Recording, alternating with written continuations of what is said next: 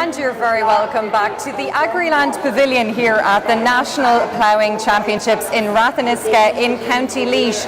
Each day here on the live stream we're focusing on a number of themes, and we're looking at livestock this afternoon, and we're joined on stage by some men who are going to talk to us about the sheep sector in Ireland.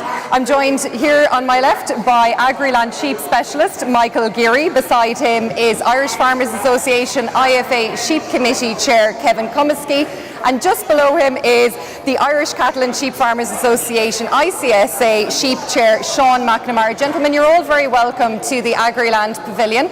Michael, I'm going to start with yourself. I suppose, what is the factory trade currently for sheep looking like out there? And I suppose to look back at the year that's been so far, how would you sum up 2022 in sheep?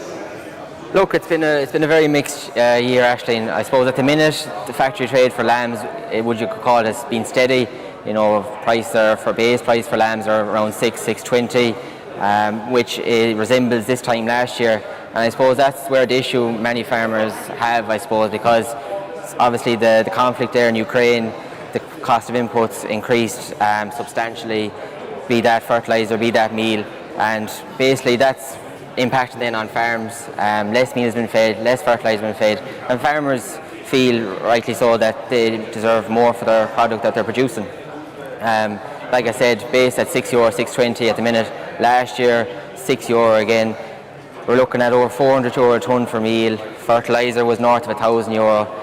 No change in factory prices, and that's where a lot of farmers from whom I speak to, you know, on the phone or at markets, that's where they're feeling a bit aggrieved that they need more.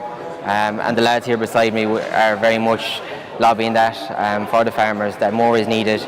However, in saying that, like, there has been some positives. This year the Coolio trade has been phenomenal. I'm sure the lads would nearly agree with me. Even though it has eased back there last few weeks, prices have eased back in the factories, but still, you know, there's a very good trade there for the Coolios. A lot of Coolios going through the system. As well as that, a good start to the store lamb trade was seen earlier in the summer. Particularly for ewe lambs, and that has continued on right up until now. You know, farmers in the market there for ewe lambs for the potential of breeding or even keeping them on in a dry hogget system. So look, there is some positives. The negatives, I suppose, obviously would be the lamb prices, that farmers feel like they need more. As well as that, in terms, I just mentioned the hogget trade, prices this year, look, there's been some strong prices over €200 a head for breeding hoggets, but it's just kind of papered over the cracks. You know, a lot of them are making less than 200, you know, between 120 up to 160 and 70. And, you know, holding them animals for a year on a farm and getting that return and possibly paying north of €100 for them as ewe lambs, you know, it's not representing any sort of margin for them farmers. And a lot of disappointment there. And you can even see there in kill figures there recently, we're seeing a number of breeding hoggets going through the system, through the factories. So that's not great to see. And obviously, as well as that, there's a number of older breeding ewes just going to the factories as well, rather than going back to farms, even though they're perfectly fit to breed. So look, there's some positives, there's some negatives, but... Would you concur with that, Kevin? Well, of course, Michael explained it fairly well there. Of course, the price at $6.20 is in or around hovering where it was this time last year. Where I'd say it's the only commodity that's seen the price staying static where it was around this time last year. Other commodities has moved on. The input price is a big thing there, especially for feeding lambs coming into the next 5 or 6 months over the winter period. I know Michael said €400 there, but I'd be saying over €500 because it's €13 a bag. You'd be talking about €520 for the finishing the intensive lamb nuts.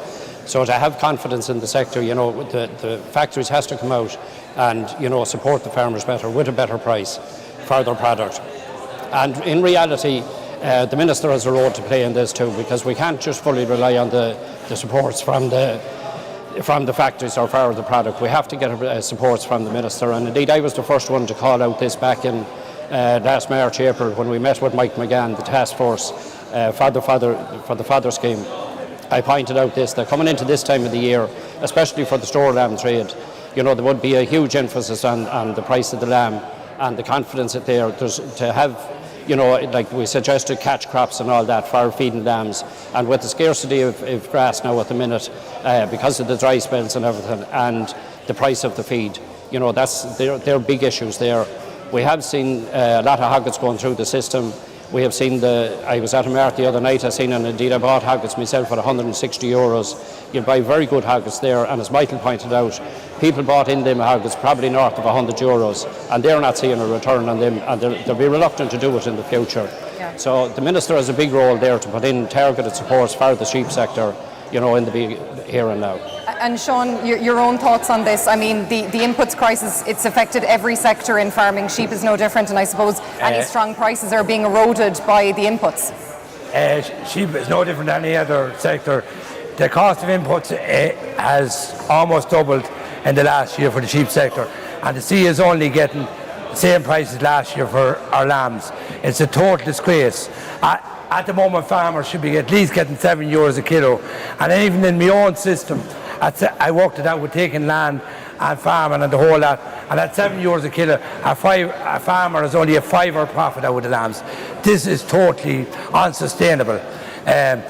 We want to see, at ICSA, we want to see the lambs at least €8.50 a kilo. Or the factories say we can't pay it. They can pay it. There's a markup in the factories going to the supermarkets of nearly 1/3. In the price of lamb. Most supermarkets at the moment are paying €7.80 a kilo for the lambs straight out of the factories. And the supermarkets don't even want the light lambs. They want the lambs 23, 24, 25 kilos, and this is what the real market is going for. We're paid to 21.5 kilos, and they're charging supermarkets €7.80 up to 24, 25 kilos for the full lamb. And other places too, we had 2 years ago, before we signed the agreement with America, we had to come in that we exported 286,000 tonnes of lamb to America. At the moment the agreement was signed, no lamb has gone to America this year. I was talking to a man in Canada, a friend of mine. He told me he can't get lamb from Ireland. He tells me the factories hasn't got. So, what's going on? If we keep going the way we're going, within 2 years, I guarantee everyone that's here or anyone that's here that the sheep flock will reduce by half.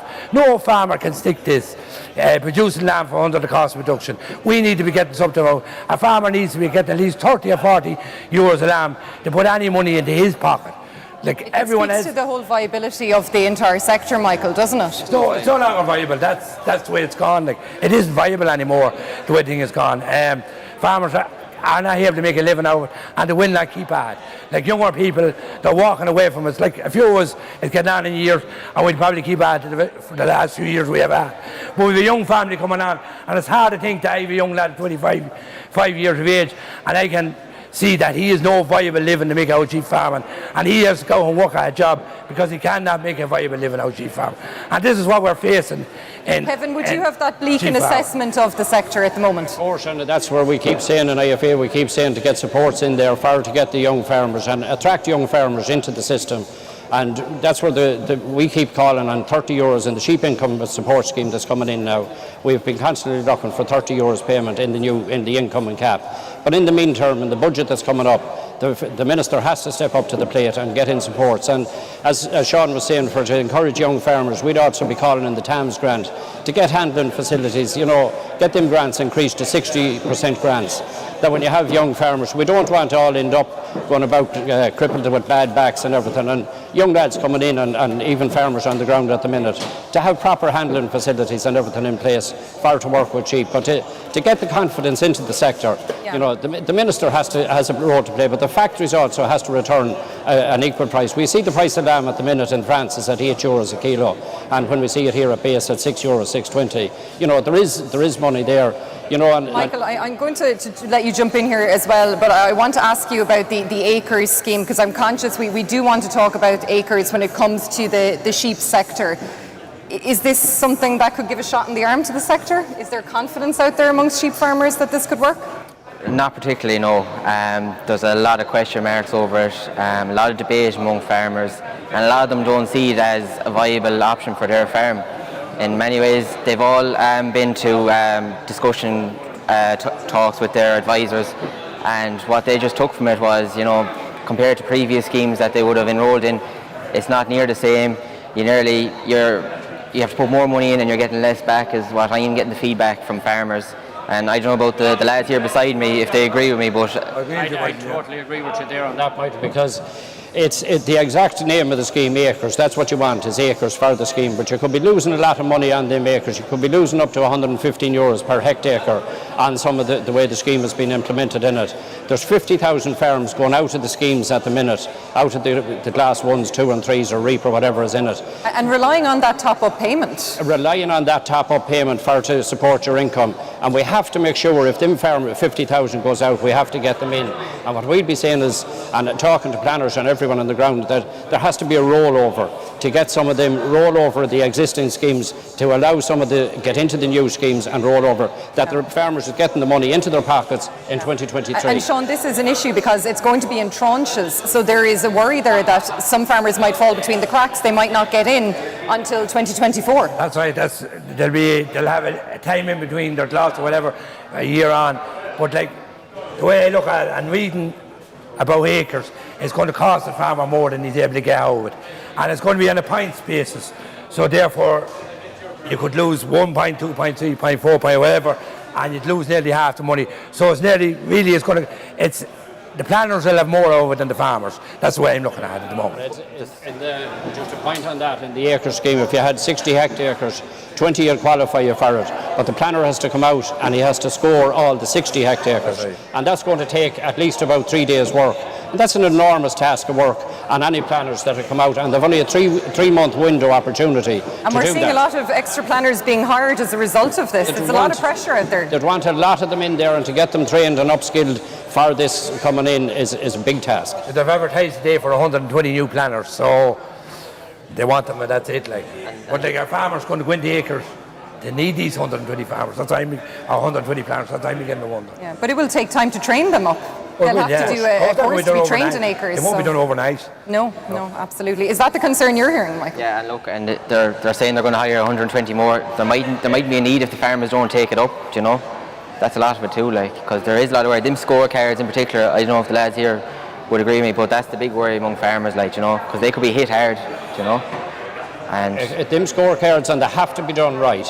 And that's even at the minute they're training the planners that is there at the minute. But they're telling them, and of course it's all in draft at the minute, and they're telling them this is subject to change. So you could go in and you could train up for something today, and tomorrow it could be changed. Because of course it's part of the CAP strategic plan, so the EU could want us to tweak some of this as well. They could tweak it, and the whole thing could be thrown out of the water in the morning. So they have to get the guidelines and everything in place, and put the practicalities down and train the people there and train them for have the specifications on plan.